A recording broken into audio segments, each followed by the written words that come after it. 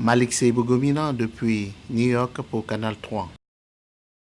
Martin Rodriguez, un Béninois connu de tous, un Béninois qui a arpenté les couloirs du pouvoir depuis le président Mathieu Kérékou et qui subitement s'est retrouvé en exil 10 ans passés hors du pays, d'Abidjan à New York.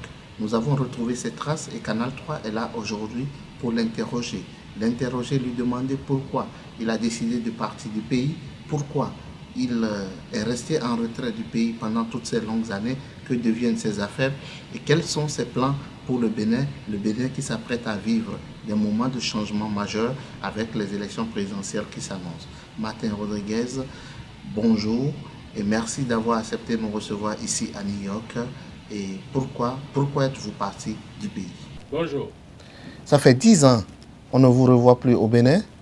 Et qu'est-ce qui se passe? Pourquoi vous qui étiez dans les allées du pouvoir, vous avez choisi de vivre aujourd'hui à l'extérieur? On a cherché vos traces et on les a retrouvées d'Abidjan à New York aujourd'hui.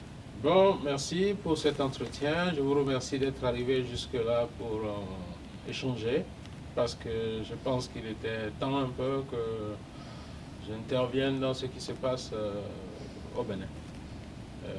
10 ans, c'est vrai, ça fait 10 ans que je me suis mis un peu hors du système et travaillé en dehors du Bénin, en dehors de tout ce qui s'y passe. J'y ai été plus ou moins contraint. Vous aurez l'occasion de le voir un peu tout à l'heure dans les échanges que nous allons avoir. Oui, mais contraint comment? C'est vrai qu'à la fin du régime du président Mathieu Kérékou, on a vu qu'il y avait eu des brouilles entre vous et son entourage, notamment, vous savez, l'égérie de l'époque. Mais on a pensé qu'avec l'avènement du président Boni Yayi, ceux qui voyaient dans les couloirs vous ont vu à ses côtés dans la conquête du pouvoir, mais puis il est arrivé et Martin Rodriguez, lui, il est parti. Qu'est-ce qui s'est passé? Écoutez, je pense que nous sommes, qui que nous soyons, quelles que soient les activités que nous menons, l'environnement dans lequel nous menons nos activités a quelque chose d'important à voir. L'environnement béninois ne s'y prêtait pas. Et notre sécurité même était un peu très menacée d'ailleurs, j'allais dire. Et le meilleur choix était de se retirer et de passer à autre chose en attendant. C'est ce choix que nous avons. Oui, c'est bien beau d'évoquer l'environnement, mais vous avez des biens au soleil, tout le monde sait. Il y a l'usine de coton à Niki, MCI, il y a l'hôtel Bénin Marina, l'ancien Sheraton, tout ça, c'est Martin Rodriguez. Vous êtes parti, mais vous n'avez pas peur que ces structures-là reçoivent un coup? Vous pensez pouvoir les diriger de l'extérieur? Bon, puisque vous y tenez, je vais vous expliquer. Il y a MCI, Marlance Coton Industrie. C'est la plus grosse usine de coton du continent africain. C'est moi qui vendais des usines à l'époque. J'ai vendu à des concurrents à moi à travers l'Afrique, dans plusieurs pays, y compris le Bénin. J'ai choisi le meilleur de tous pour installer à Niki. Mais cette usine est restée fermée depuis l'avènement du régime en 2006 jusqu'à pendant au moins 6 ans. Et quand j'ai tenté de forcer un peu pour travailler, la réponse que j'ai eue, c'est qu'on m'a réquisitionné, l'État m'a réquisitionné pour me forcer à travailler pour mon concurrent qui est Patrice Talon. Non, l'État ne vous a pas réquisitionné pour travailler pour votre concurrent, peut-être pour travailler pour la Sodeco. Mais je vous parle d'un décret qui est signé. La Sodeco n'est pas ma société, elle appartient à Patrice Talon et à l'État béninois. Donc c'est une société Miss Cell, mais contrôlée par un privé.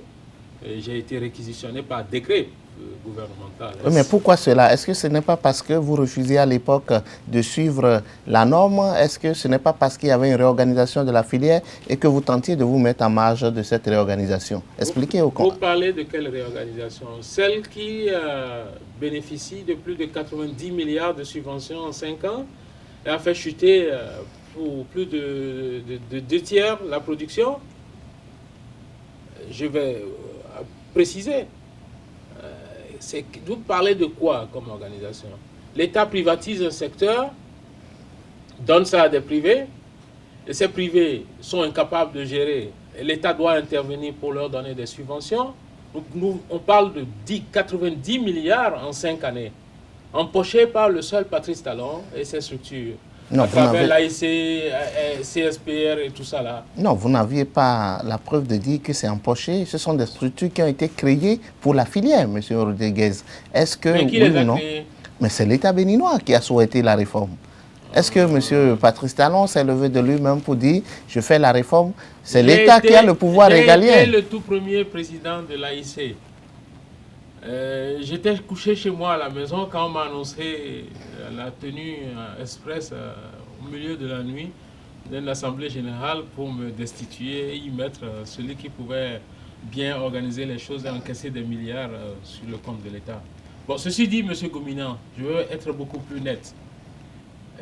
L'État, pour pouvoir sauver les paysans, juge utile d'injecter des dizaines de milliards.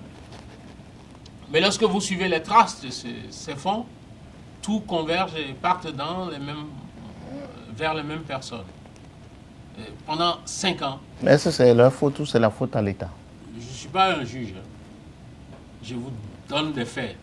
C'est à vous de constater. Oui, mais à partir de ces faits, est-ce que c'était une raison pour vous, par exemple, de plier bagage, M. Rodriguez? On vous a vu même. Mais pendant 6 ans, mon usine était fermée.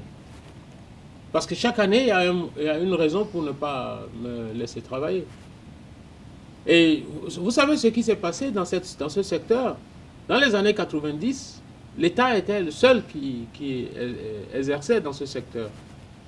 Et puis bon, ils sont arrivés avec les réformes, puisque le pays était sous ajustement structurel de la banque et du Fonds monétaire international, qu'il fallait privatiser. Et dans cette privatisation, l'État devait se retirer. Nous avons combattu le monopole public.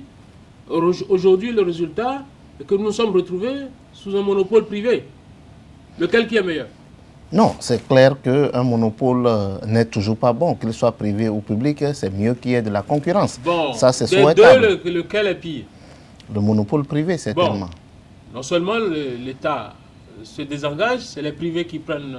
c'est un seul privé qui contrôle aujourd'hui la filière, à telle enseigne que quelles que soient les ressources qu'on y met, ça va dans la poche de ce seul privé. Oui, mais M. Martin Rodriguez, lorsque vous le dites comme ça, nos compatriotes ne pourront pas vous suivre. Parce que vous savez qu'à l'époque, même on a entendu le chef de l'État dire qu'il fallait que M. Martin Rodriguez vienne, qu'il restait de voir la filière tel milliard, qu'il restait si, tout ce qui était suite au fait que votre usine avait été bloquée par l'ancien régime, notamment cette affaire avec le conseiller Yacouba qui a abouti à ce que le coton soit mouillé et qu'il ne soit pas utilisable. Est-ce que tout n'est pas parti de là-bas?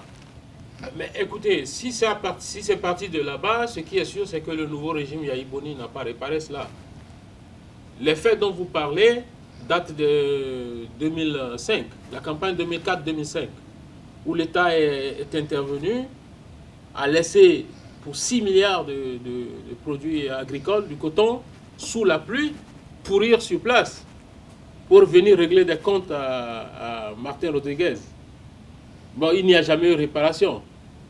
Et cette usine a bénéficié, au même titre que toutes les autres usines, d'autorisation, de licence, pour pouvoir faire ces investissements. Nous avons amené les fonds depuis Singapour et puis la Suisse pour construire une usine qui n'a jamais reçu de matières premières pour travailler. Parce qu'il fallait étouffer l'usine, comme on a étouffé l'usine à Djovi, à Ketou, rachetée par Patrice, étouffé Fagbohun, racheté son usine. Les 3 premières usines de l'État ont été construites par l'argent de la Sonapra. Vous n'en avez pas les preuves. Vous savez que ce dossier-là a été évoqué plusieurs fois, mais personne n'a pu apporter la preuve. Et en plus, lorsque vous parlez des usines des privés, il est loisible à un privé qui est en faillite de vendre son usine. Ah bon? Les 3 premières usines de l'État ont été construites par l'argent de la Sonapra. C'est vous qui le dites. Nous avons les preuves. J'ai des dossiers sur ça. Je voudrais qu'on m'attaque au tribunal pour qu'on aille s'amuser un peu. Ce sera un bon jeu, ça. J'ai les dossiers.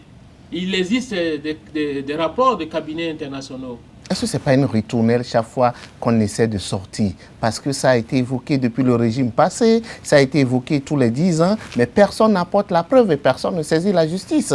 Parce que si tant est que c'est l'argent de la Sonapra qui a construit ces usines-là, la Sonapra aurait pu réclamer et retourner ces usines dans son portefeuille. La Sonapra est où? La Sonapra est où? C'est qui la Sonapra? C'est l'État béninois. Propriété à 100%. C'est des cabinets internationaux qui ont apporté les preuves avec des pièces comptables qui montrent d'où est sorti l'argent pour acheter ces usines aux États-Unis ici. Les sociétés américaines qui ont bénéficié de l'aide de crédit pour fournir les équipements, on a la preuve d'où est venu l'argent, des caisses de l'État. Mais par une alchimie que seuls les Béninois en ont le secret, ces usines se sont retrouvées propriétaires, toutes les 3 usines, d'un seul et même type, Patrice, qui aujourd'hui nous explique qu'il n'attend rien des gouvernants. Mais en 2001, quand Kérékou a voulu voir un peu plus près dans ce dossier, il a dû escalader le mur et est parti par le Nigeria en exil pour 6 mois. Oui, mais est-ce que son absence empêchait de voir clair si tant qu'il y avait quelque chose de flou? Bon, mais je pense que c'est même l'occasion aujourd'hui pour qu'on sorte un peu tous ces dossiers, là, pour qu'on essaye de fouiller. Le public a besoin de savoir. Puisque je crois savoir que, bon, maintenant, il se fait passer pour une victime de tout ce qui se passe. Ce que je ne crois pas. Il ne se fait pas passer pour une victime. Patrice Talon est hors du pays depuis 3 ans bientôt, et vous-même, vous savez tout ce qu'il y a eu autour. Bon, c'est vrai que... Je ne l'ai pas vu, hein, parce que moi, je suis déjà dehors depuis 10 ans. Je suis son doyen, en exil, mais je ne l'ai pas vu. Il faut qu'il vienne au club. Oui, mais vous savez bien que vous êtes du même secteur, le secteur cotonnier. Vous vous connaissez mieux que quiconque et donc il vous est loisible de vous retrouver. Mais quand on parle aujourd'hui de la situation du pays et particulièrement de Martin Rodriguez, est-ce que vous êtes prêt à revenir au pays aujourd'hui ou bien pourquoi vous continuez par vous dire que bon, moi je suis... aux Nations Unies, j'ai des bureaux à côté, je suis aux États-Unis, j'ai des bureaux à côté des Nations Unies, moi je suis tout heureux, mais est-ce qu'en le faisant, vous ne privez pas vos compatriotes de votre savoir-faire? Ben, écoutez, je n'ai pas choisi d'être ici parce que il fait bon vivre ici et que je suis resté à tourner le dos. Si j'ai tourné le dos à mon pays, je ne vais pas faire tout ce que j'ai fait comme investissement au Bénin. Comme je viens de vous expliquer avec mes associés, mes partenaires, nous avons amené la plus grosse usine de coton en Afrique, on l'a amenée au Bénin, à Niki. Et c'est la seule activité qu'il y a à Niki et qui permet aux populations de Niki de vivre. C'est nous qui donnons l'eau potable aux populations de Niki lorsqu'elles sont en difficulté. Le port, l'aéroport, le marché, toute l'activité de Niki, c'est l'usine de MCI. Mais nos frères n'ont pas eu mal au cœur pour fermer cette usine pendant des années. Et finit par aller réquisitionner ça avec des gendarmes et des militaires. Nous avons les vidéos, nous avons le décret. Parce que tout se passe au Bénin par décret. Hein? Ok. Donc, si je dois travailler dans un environnement aussi pourri, qu'est-ce que vous voulez que je fasse? Mettre ma vie en danger? J'ai aussi une petite famille. J'aime bien les Béninois, j'aime tout ce que vous voulez. Nous avons mis une usine, j'ai une usine de délintage, de semences, qui est amenée au Bénin en 97. Mais celle-là... l'usine est toujours en conteneur. Oui, mais... De 97 à maintenant, ça fait combien d'années, M. Gomina? Oh oui, mais ça fait beaucoup d'années. 97 à maintenant, ça fait 18 ans. Vous savez, cette usine a été étouffée en conteneur. C'est Koupaki qui a fait ça. Mais en 97, Koupaki était non, au Bénin? Je vous dis, 1997, Koupaki était au cabinet du président Houmbedi. Il présidait une commission d'enquête censée connaître d'investissement de 3 usines. Ils en ont étouffé 2.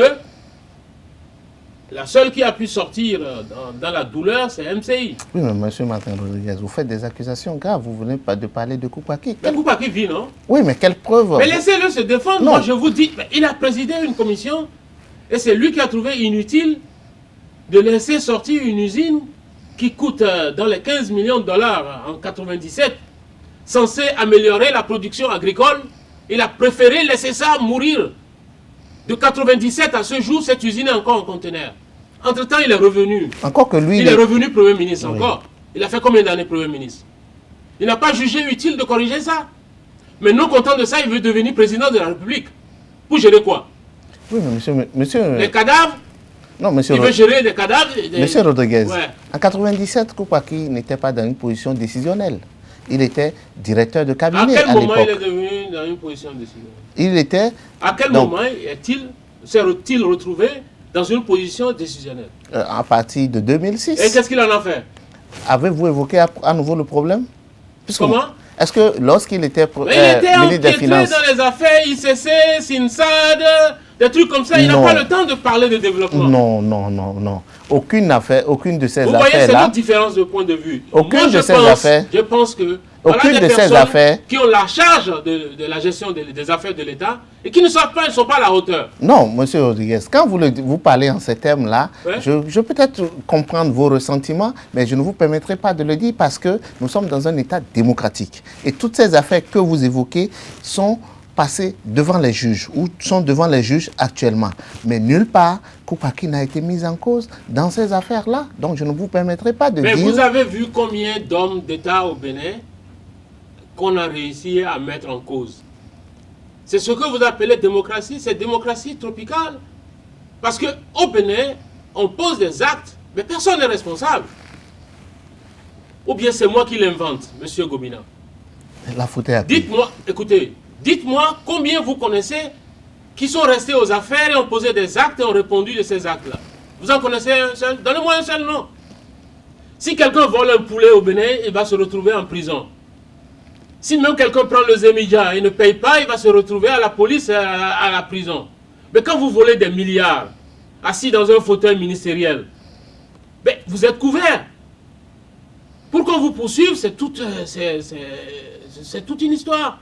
Oui, mais monsieur Rodriguez, tel que vous êtes en train de parler, c'est comme si au Bénin, tout le monde est pourri et que ça ne va pas. Et donc, aujourd'hui... Je vous dis que quand vous volez un poulet au Bénin, vous allez en prison. Vous volez un mouton, vous allez en prison. Mais si vous volez des milliards, assis dans un fauteuil ministériel, rien ne vous arrivera. Bon, maintenant, dites-moi que j'ai menti. Non, mais parce que je ne veux pas rentrer dans les histoires de ping-pong. Est-ce que c'est vrai qu'au Bénin, assis dans un fauteuil, couvert par l'État, les statuts, vous pouvez voler tout ce que vous voulez, et puis vous n'irez jamais nulle part en prison? Monsieur Rodriguez, vous savez mieux que moi que seule la justice dit si quelqu'un est La justice n'est pas faite pour ceux-là. La justice, on s'occupe des faibles. Ceux qui n'ont pas d'emploi, ceux qui ont des problèmes pour avoir accès à la médecine quand ils sont malades, ceux qui n'ont pas de protection sociale, qui sont au chômage, des gens qui ne peuvent pas payer leur école, c'est eux là, c'est eux qui sont livrés à la justice. Ceux qui viennent investir comme nous et qui ont des difficultés, c'est eux qu'on maltraite. Mais celui qui n'a jamais rien créé comme emploi, n'a jamais rien créé comme investissement, n'a jamais rien apporté, il va s'asseoir dans un fauteuil, il s'appelle Koupaki, il va faire 10 ans là-bas, il sera empiétré dans plein de scandales, rien ne lui arrivera. Il peut encore revenir pour être président de la République. Oui, mais parce que personne n'a apporté la preuve qu'il est empêtré dans des scandales en dehors de vous. Il n'y a que moi. Oui.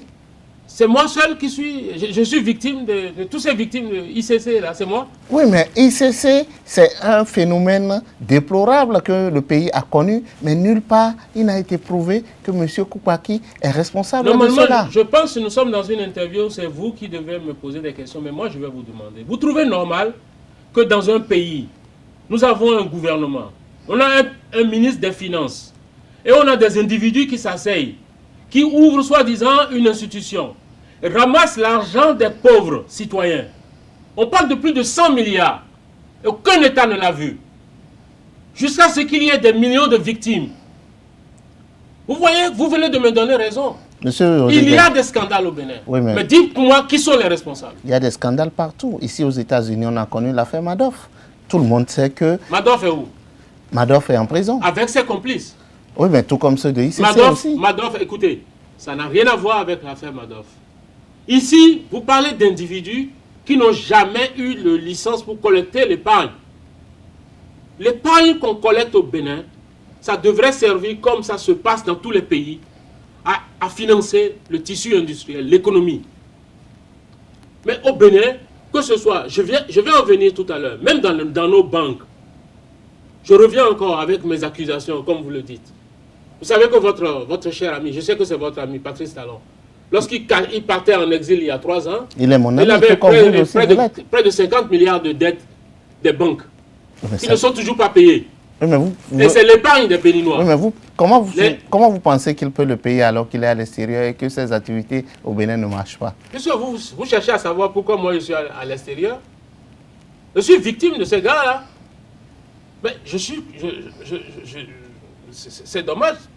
Ils sont venus au club des exilés, mais ils n'ont pas duré. Moi, je suis grand-père dans le système. Oui, mais M. Rodriguez, nous allons poursuivre notre entretien. Ok, allez-y. Aujourd'hui, au regard de la situation économique, de la situation sociale, de la situation politique au Bénin, nous sommes à la fin d'un système, c'est-à-dire le président Boni Yayi ne pourra plus être candidat en février prochain. Donc, nous allons avoir des élections présidentielles. Qu'est-ce que vous pensez comme profil idéal pour les Béninois? Et est-ce que vous-même vous êtes tenté par cette aventure? D'abord, je vais répondre. Le profil dont vous parlez, ça doit être le profil de quelqu'un qui est vraiment pas de casserole. Ok? Mais les gens qui traînent des casseroles, c'est-à-dire qui ont des dossiers, des cadavres dans leur placard, et qui essaient de les étouffer, et viennent avec des chemises, vous savez, des cols blancs, pour nous tromper et prendre le contrôle aujourd'hui de la grosse marmite et appauvrir encore davantage nos populations, ce n'est pas ce qu'il faut pour le pays. Les Béninois ne se sont pas battus, ont eu accès à la démocratie, à la liberté, pour finir comme ça. C'est vraiment dommage. Êtes-vous, vous, candidat ou non? Parce que sans être candidat, on ne peut pas aider son pays. Je vous ai parlé tout à l'heure d'une usine, une technologie qui n'existe nulle part en Afrique, qu'on a amenée des États-Unis pour améliorer la production des paysans dans le secteur du coton. Et depuis 1997, enfermée dans des conteneurs jusqu'à aujourd'hui.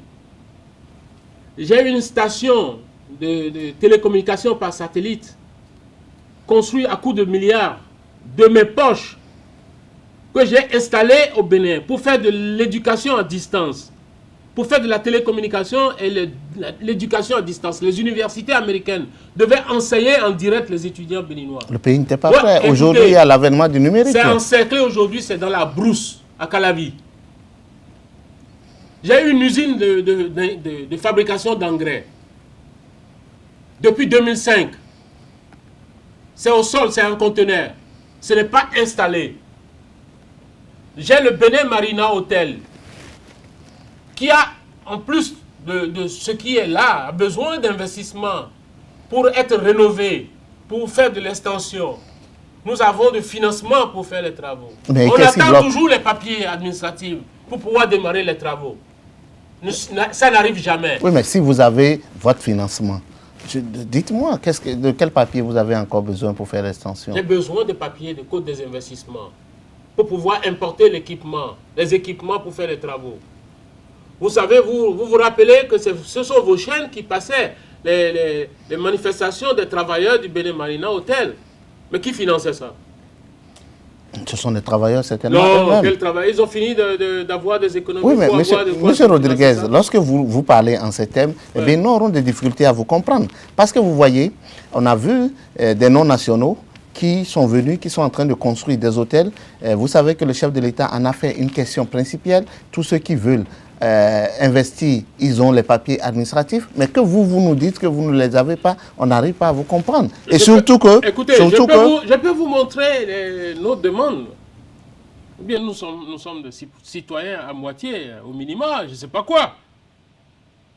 Vous savez, le mal se développe dans ce pays. Le mal sévit dans ce pays. Et je vais... Vous savez, au XVIIIe siècle, il y avait un homme politique et un philosophe anglais, irlandais. Il s'appelle Edmund Burke. Il dit ceci. La seule chose qui permet au mal de triompher, c'est l'inaction des hommes de bien. Vous pensez que je vois le mal partout, n'est-ce pas? C'est parce qu'il faut le combattre. Aujourd'hui, la situation de mon pays, pour moi, elle est triste. Oui, elle est triste, mais on vous a vu rencontrer le chef de l'État lors de ses visites ici aux États-Unis. Mais pourquoi vous n'évoquez pas ce sujet avec lui? Mais j'en parle, je discute avec lui. Encore que, bon, nous sommes dans un pays où on peut sortir, on sort et on insulte le chef de l'État tous les jours. C'est censé être une institution. Mais bon, au Bénin, bon, on dirait que c'est pas grand-chose. Le chef de l'État au Bénin, aujourd'hui, n'a pas beaucoup de moyens. Donc, je parle avec le chef de l'État, je le rencontre dès que je peux, et dès qu'il m'accorde quelques minutes, j'essaye d'évoquer les questions qui me préoccupent. Et pourquoi ces dossiers n'avancent pas? Il n'en fait pas une préoccupation? Quand le chef de l'État donne les instructions, est-ce que c'est lui qui passe dans les ministères pour signer les papiers? Nous sommes dans un régime présidentiel fort. Résultat, en tout cas, la dernière fois que nous avons vu le président Yahi Boni, on lui a posé les questions liées à nos investissements. Nous voulons construire sur le site de l'hôtel un hôpital. Nous voulons construire une école pour pouvoir donner l'opportunité aux étudiants d'apprendre le métier de gestion hôtelière, ce qui n'existe pas dans la sous-région. S'il y a des gens qui construisent des hôtels partout, c'est une industrie. Mais il n'y a pas de personnel qualifié pour pouvoir gérer ces institutions. Donc nous avons pensé que c'est un secteur qui mérite d'être investi. On veut faire tout ça. Mais il nous faut des autorisations. Sans compter que, bon, aujourd'hui, il y a des personnes qui sont installées en fond de mer, qui construisent pour empêcher l'accès à la mer. Mais aujourd'hui, M. Rodriguez, je parlais tantôt des élections présidentielles à venir au Bénin. Il y a beaucoup de personnalités, des hommes d'affaires qui sont annoncés pour être candidats. On a parlé, vous l'avez dit, sans le nommer, notre compatriote Patrice Talon. Il est aussi annoncé notre compatriote Sébastien Adjavon et certainement d'autres personnalités du monde économique. Qu'est-ce que vous pensez entre ce maillage entre le politique et l'économique? C'est peut-être parce que les politiques n'arrivent pas à trouver solution au problème des hommes d'affaires qu'ils se décident à aller envahir la politique. Pourquoi pas? Il n'y a pas de politique sans économie. L'économie, c'est une phrase bête. Produire et vendre. Vous produisez des biens de consommation, des biens de service, vous devez produire. Vous voyez, vous avez évoqué des noms. Vous avez parlé de Adjavon. C'est quelqu'un que j'admire beaucoup, que je respecte beaucoup, qui a pris le flambeau. Vous voyez, quelqu'un, voilà, c'est un homme avec des références. Sa famille, déjà, était dans ce métier. Il a pris le relais, il a modernisé. Voilà un homme qui a mis en fait en valeur notre position géographique vis-à-vis du Nigeria. Il a mis ça en valeur en développant son activité. Il s'est investi aussi à ce que je sache dans le social. Il fait des choses pour des populations démunies. Dans l'éducation, dans le sport, dans les médias aussi et tout ça là. C'est ce qu'on appelle un investisseur, ça. Oui, parce qu'il n'est pas dans votre secteur. Comment? Parce qu'il n'est pas dans votre secteur. Non, vous lui trouvez grâce? Vous pensez que s'il a du mérite, je ne dois pas le dire? Non, moi je n'ai pas dit de ne pas le dire. La dernière fois que j'ai parlé à ce monsieur, je crois qu'il y a plus de 8 ans. Ce n'est pas mon cousin. Je ne suis pas son associé non plus. Mais si quelqu'un... Pourquoi au Bénin on ne trouve jamais pour dire, voilà, celui-là, il a fait bien? S'il a fait bien, moi je dis, il a fait bien. Oui, vous êtes en train de le dire. Bon, voilà. Vous avez évoqué un autre nom, Patrice Talon. Et là, je ne suis pas d'accord avec vous. Parce que lui il a 15 usines. Il n'a construit aucune des usines. Toujours construite, ou bien par les privés, qu'il a trouvé le moyen d'arracher d'une façon ou d'une autre, ou par l'État. Oui, mais est-ce que vous ne pensez pas, est-ce qu'il arrache dans les règles de l'art? Parce que c'est là où se situe le problème. Il ne faudrait pas que la rivalité entre vous vous conduise à avoir des appréciations que vos compatriotes ne partageraient pas. Ça dit, est-ce que parce qu'un privé a construit une usine qu'il veut vendre, que moi je ne peux pas racheter l'usine si j'en ai les moyens et si nous convenons du prix? Vous parlez du business. Oui, mais on a tenté aussi d'acheter la mienne, dont j'ai connu la méthode. Eh bien, vous avez refusé. On vous étouffe. Attendez. C'est pas tout le monde qui s'appelle Rodriguez, qui a d'autres affaires à l'extérieur, qui peut vivre d'autres choses. Fagbomou, on lui a arraché son usine quand il était en prison. Allez-y, il faut voir dans les détails pour savoir comment est-ce que Patrice Talon lui a arraché son usine quand il était en prison. Ils ont convenu du prix et il y a eu vente.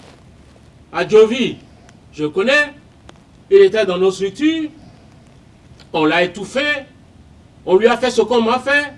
On ne l'a pas laissé travailler, on a refusé de lui donner la matière première jusqu'à ce qu'il s'étouffe et qu'on le rachète. Oui, mais M. Rodriguez. Bon, moi, on a proposé de me racheter. Oui, mais M. Rodriguez. Et c'est ce que je vous explique. Quand vous parlez en ces termes-là, écoutez-moi bien. Oui.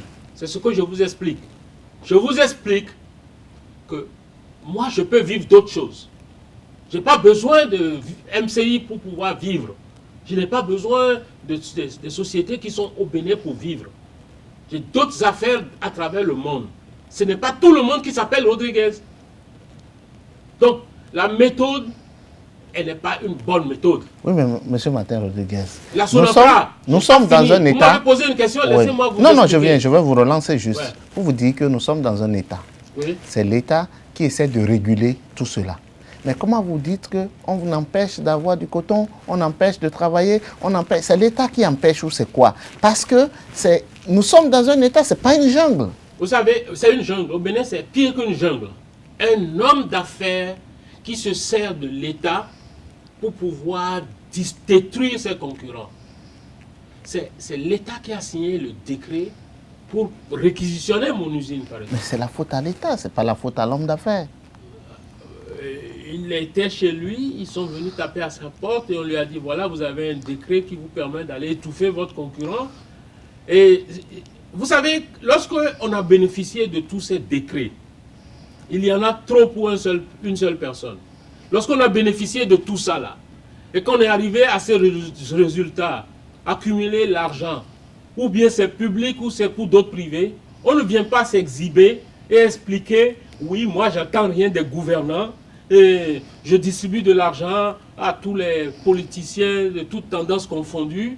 Et seulement quand il s'agit de faire du social pour les pauvres, que ce que la main droite a fait à la main gauche ne doit pas être non, M. Rodriguez. Et du n'importe quoi. Non, mais M. Rodriguez, quand vous le dites, ce n'est pas si juste. Vous-même, on vous a vu. Faire quoi?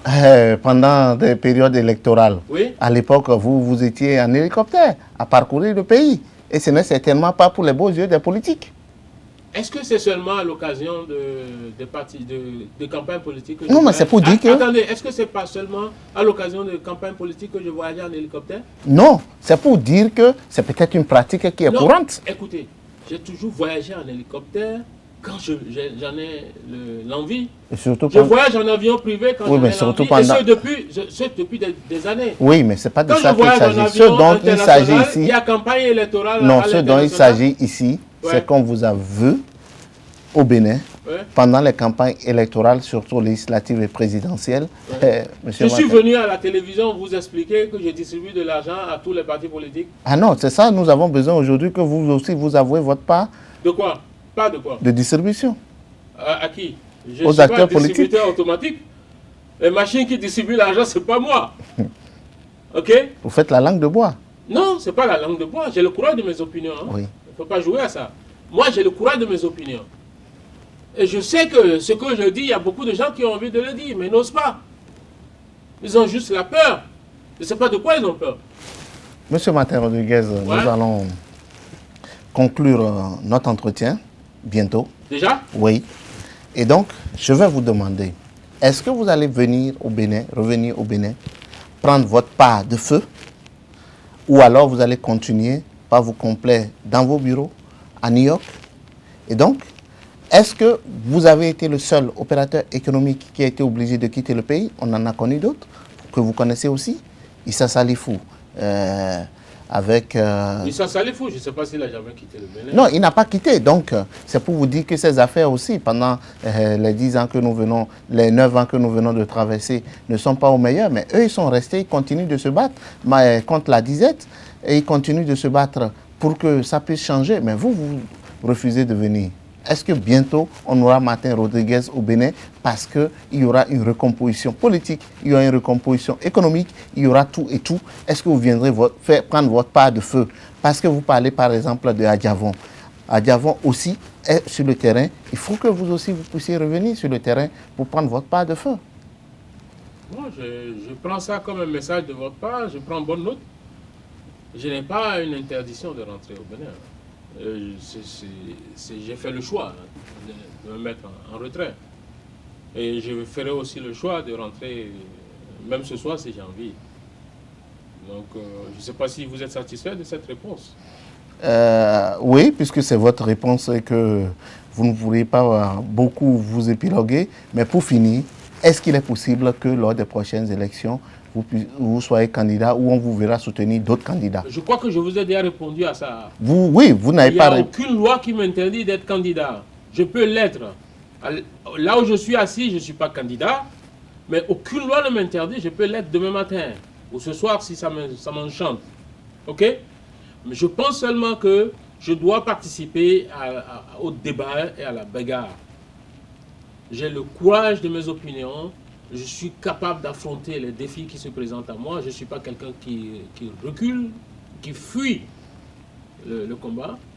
Je souhaiterais, tout à l'heure dans mes réponses, j'ai parlé plusieurs fois, j'ai évoqué plusieurs fois le nom de Patrice Talon. J'aimerais le voir en face. J'aimerais qu'il vienne faire son show, qu'il m'explique tout ce que j'ai vu. Je l'ai vu intervenir la dernière fois. C'est possible que vous... Non, je souhaiterais le prendre en duel. Oui, mais si vous souhaitez... Parce qu'il n'est pas là, je ne suis pas tellement bien à l'aise pour bien m'occuper de son sujet. Vous comprenez? C'est évident que moi, je ne vous permettrai pas de parler de quelqu'un en son absence. Des termes qui ne sont pas doux, mais ce qui est sûr et certain, vous connaissez, parce que j'ai dit que vous pratiquez les mêmes milieux d'affaires, le coton et autres. Non, vous savez... Lui ne fait que le coton, il étouffe les gens avec le coton. Non, il est aussi dans l'hôtellerie. Et d'ailleurs, vos hôtels sont un peu voisins. C'est un peu comme si vous étiez des frères siamois. De quoi ça? Quel hôtel? Le Novotel. Ah ouais, j'ai quelques actions là-bas d'ailleurs. J'y vais même jamais. Je suis actionnaire là-bas aussi. Merci Martin Rodriguez de nous avoir accordé cet entretien. C'est bien que les Béninois puissent savoir qu'est-ce que vous êtes devenu, ce que vous faites et si vous comptez revenir très prochainement au pays. Mais juste vous dire que les absents ont toujours tort et que c'est mieux de venir vivre au Bénin, même si c'est une jungle, parce que, à ce que je sache, vous n'avez qu'une seule patrie, c'est le Bénin. C'est ce que nous avons de commun et nous devions tous contribuer à son émergence. Mais une vraie émergence cette fois-ci. Je vous remercie d'avoir fait tout ce parcours, traverser l'Atlantique et venir sur le continent américain à la recherche d'informations pour le public. Malgré le contexte difficile dans lequel vous opérez, et vous êtes à féliciter. J'espère que ce ne sera pas notre dernier entretien. J'ai pris bonne note de vos recommandations et j'y veillerai. Le Bénin appartient à nous tous. Chacun apportera sa pierre. Et d'ailleurs, je réponds à des appels comme ça en intervenant. Merci. Merci bien.